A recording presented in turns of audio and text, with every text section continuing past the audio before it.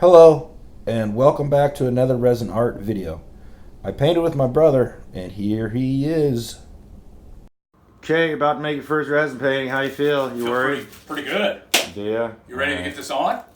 Let's do it. Let's get it done. All right. Okay, so here's the details. This painting is 24 by 18 on solid wood. I use approximately 18 ounces of Pearl Marine Supply resin. We mixed equal parts in A and B. And then these are the colors. They'll all be listed below. And the white was an oil-based paint. So that's kind of what's going to create all the cells. Alright, so my brother painted this, and I'm going to have him help me in the voiceovers, and he can kind of describe what's going on. I took a look at Tyler's paintings the other day on YouTube, the ones that he'd done with the blues and the blacks and silver, and what I wanted to do was kind of create both of them in one painting. And the look I was going for was kind of an ocean look with the blue and the whites and the silver. What I wanted to accomplish in this painting was the tide rolling back from the sand. And what you got to do here, what I experienced in this painting is, if this is your first time, you really got to put the color on thick. You know, you can't leave it thin because you can see right through, and that's not what you want to do. You want the white to kind of be a base. Is what I wanted. Yeah, I spilled. I gotta clean it up there. So that's all you got to do. Just wipe it off. Not a big deal. So like I said, put the white on real thick and mix it and get it kind of spread around. You got to use the blowtorch there to get any bubbles that you have out. You don't want bubbles in because they leave divots in the finished product. So that's all we're doing, is getting the white spread out, get it nice and thick on the corners there, and leave the blank space in the middle for the blacks and silvers and whites and the blues to blend in. So there's the silverish gray color, and next we'll go with the black there in the middle and more silver on top of it. And we're just gonna, like I said, just kind of blend everything together, and I guess we'll see how it turns out here. Okay, so throughout the years, I've kind of always begged my brother to come over and paint with me. And this kid, I'll tell you what, man, he sees color like nobody's business. So back in school and everything, he was always really good at art. I mean, what'd you do? How many of those art awards and stuff did you Every win? year in high school, every year I got an award. Yeah. So he's been pretty good. He's always been pretty good, but you just kind of got out of making stuff, didn't you? Yeah, that's what happens. Life, you got to pay your bills and work, you know. Yeah. So, but, when he saw these colors, and then, you see somebody else's eyes seeing stuff, you're like, wow, this is cool. Because it's neat to get a different perspective from somebody.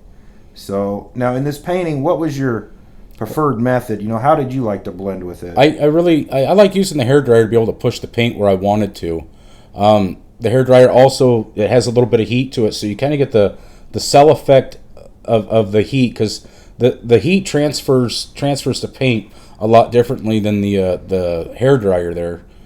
So you mean the heat gun, right? Yeah, the heat gun. It transfers the paint a lot differently on the wood, and that's kind of what I was trying to go for, a little bit of both, and I really like how it turned out. I like how you get some cell structures, and then you get the in-depth, the sparkle, and the different colors coming through on top of each other. It turned out really, really cool. I like it. Yeah. And I mean, for your first time, there's a lot of people, in this industry that, they don't really know how to make the cells, and they don't know how to do that. And I mean... Well, I'm not going to lie. I couldn't have done it without your help. I mean, yeah. You told me what to do to accomplish it. Yeah, and kind of like if you know what you're doing and where you're going and kind of how you want to get there, it's a little bit easier. So I felt good. Was I a good teacher on this stuff? Did I do a good job for you? You didn't really get in the way. You just told me what to do, and I was like, hustle. We got like half an hour. I didn't know that the resin dries that quick. I mean, when it dries, you can't move it around anymore. And once it's there, it's there. Yeah. So you kind of realize that, and everybody always thinks we make this stuff look so easy. It's a lot more difficult than what it comes off as, isn't it? You get one look in your eye of how you want it, and then you're kind of critiquing yourself of what look you want differently. And like that bottom right corner there, I didn't like that orange blob, or that, not the orange blob, but the gray blob right there. I really, it just kind of stuck out too much. And I really wanted to fix that, and you could see later on here we do fix it. And like I said, the finished product is really cool. I would not be ashamed to hang that above my my sofa any day of the week. It's really neat. Cool. And as far as these products and stuff, like I went through like all my art where I've used pigment powders and stuff from different people, and you saw the effects that kind of like, you know, certain products created. And you kind of wanted to go with the art tree stuff, didn't you? Well, yeah, it's already got the, you know, the pigment's already there. You didn't really have to blend a lot. All you did was just add the paint into the resin pour and move it around how you wanted it. Yeah, stuff works really good. I mean, they got some great products, you know. And Tamara down there, I've got everything in the description, and she can get you, you know, all these products if you guys want to get them. We use ultramarine blue. The base coat white was an oil-based paint. Aluminum smooth was a silver, and then Batman black was the black that we used in it.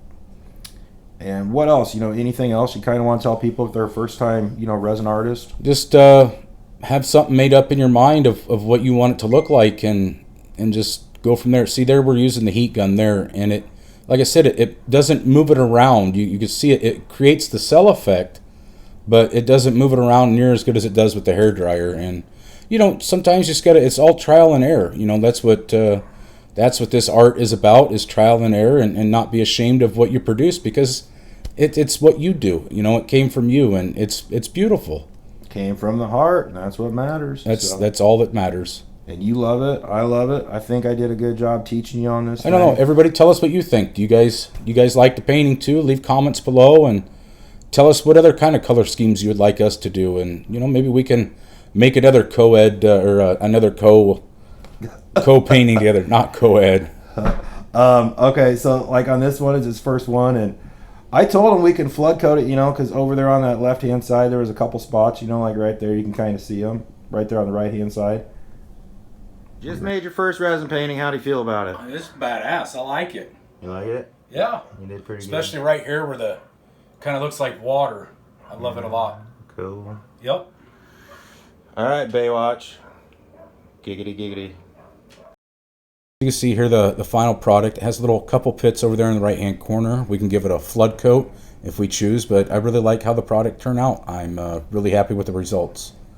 So hope you guys create something beautiful too.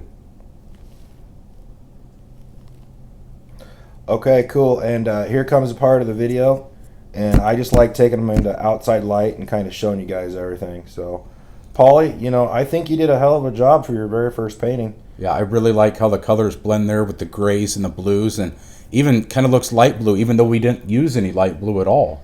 Yeah, it's just the blending stuff. It just kind of makes everything look unique, you know, kind of.